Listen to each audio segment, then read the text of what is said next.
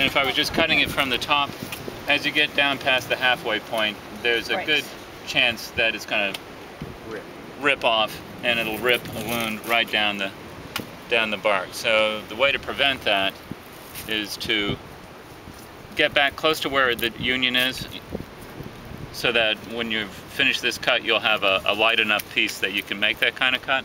But so you'll cut underneath it about here, then you go on the top out this direction and start cutting, so that when it starts to hinge down, it'll meet this cut that you've already made, and it'll drop off at that point. Then you can go ahead and cut right here, and that will be a light enough piece of wood that it won't rip down the bark. I'm going to do it with this right here.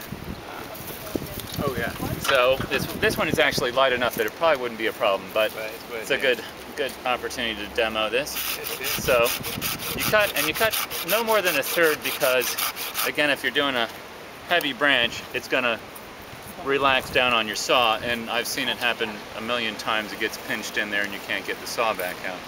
So you cut about a third of the way through, then you come forward of it out from the trunk a couple of inches, and you start this cut, and then see what happens. It can't rip that cut that way. The thing to learn. Okay. That's and then here's my bark ridge. So I want to cut just beyond that. Make sure I've preserved all the hormones. Now Gail's going to ask if you guys learned anything about hormones. I want you to say gibberellin.